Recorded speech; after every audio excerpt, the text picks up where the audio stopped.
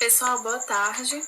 A gente vai continuar com a aula de literatura, né? Já que na aula passada a gente conseguiu fazer a revisão e contemplar o conteúdo de gramática por completo, né? Então agora a gente vai continuar e estudar hoje sobre o realismo.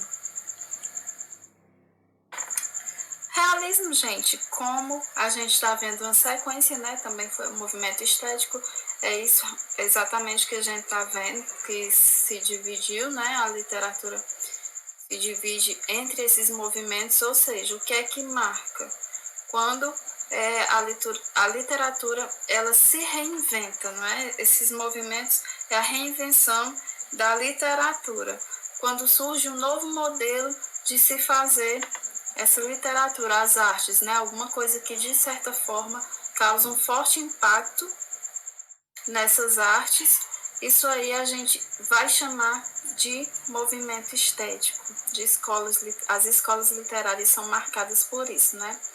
Então, ela surge com o finalzinho do romantismo, né? Isso, lá para o século XIX, e surge exatamente para isso, para fazer uma oposição ao romantismo. Eles veem que o romantismo a gente estudou, né? Que é um homem que se volta muito para o sonho, para o exagero, muito para o seu eu interior, um homem que quer escrever sobre as suas dores de amor, quer escrever sobre aquilo que ele está sentindo, as desilusões. Então é um homem que exagera muito, que foge, busca a fuga da realidade, né?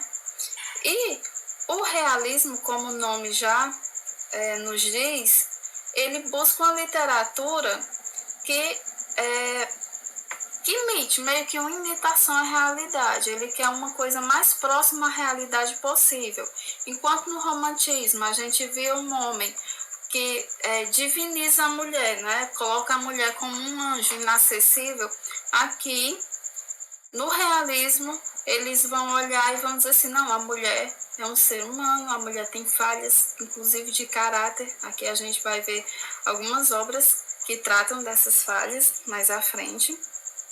Então, vamos lá. Contexto histórico. O que estava acontecendo na sociedade nessa época? Porque a gente vê, como eu sempre digo, que a literatura e a história, né, elas andam de mãos dadas, ou seja, a literatura estava muito envolvida, muitas vezes ela foi transformada por aquilo que estava acontecendo na sociedade daquela época. Então, o romance de Gustave Flaubert foi publicado em 1857, é um marco, né, inaugural da literatura realista, do realismo. Por quê? Porque ele vai quebrar completamente os conceitos que o romantismo trazia até então da mulher. Olhem aí, Madame Bovary. Então, pelo título da obra, a gente já sabe que vai tratar da vida de uma personagem feminina. Enquanto o romance tratava a mulher como um anjo que não peca, aqui Gustave Flaubert vai criar uma personagem que peca sim, inclusive que trai o seu marido. É uma coisa que nos livros românticos, do romantismo, né? Porque romance, né, não quer dizer uma coisa romântica, exatamente, mas no tempo do romantismo isso aí seria uma coisa inaceitável, tratar a mulher dessa forma, né? Mas aqui ele coloca a mulher como uma traidora, como uma pessoa que sente desejos, né?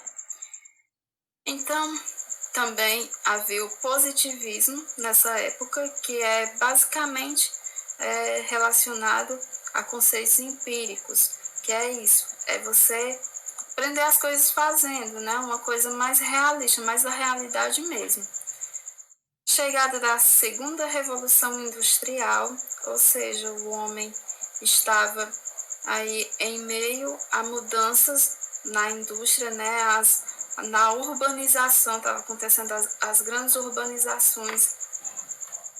Vocês sabem, né, que o mundo estava sofrendo isso, o surgimento de várias cidades, né, do meio urbano crescendo cada vez mais e o homem se volta mais para isso, né? Ele começa a escrever sobre isso.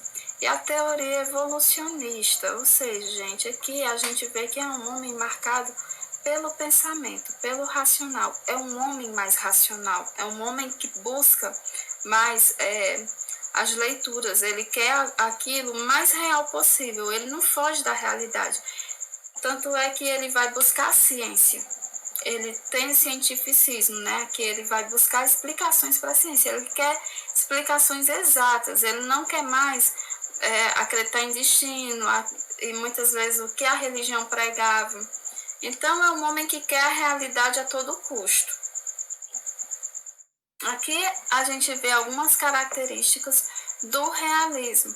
Valorização da objetividade dos fatos, ou seja, ele não faz aquele romantismo, né? Aquela descrição exagerada, uma coisa muito enfeitada, não é como os românticos faziam, não. Ele quer uma coisa direta, uma coisa simples. Apesar de que aqui a gente vai ter, nos romances a gente pega e tem muita descrição. Tipo, quando você vai ler e ele descreve o ambiente por completo. Tudo que tem lá, a cor das cortinas e tudo mais, a gente vai encontrar aqui. Impessoalidade. Apagamento das ideias do autor. Aqui, gente, não é como o romântico que vai falar do que ele está sentindo. Não, o autor se coloca como uma pessoa contando uma história. Ele não vai se colocar na história. Ele quer ser uma pessoa impessoal. Descrição de tipos sociais ou situações típicas, coisas do nosso dia a dia, coisas reais. Fim das idealizações, retratos de adultério, miséria e fracasso social.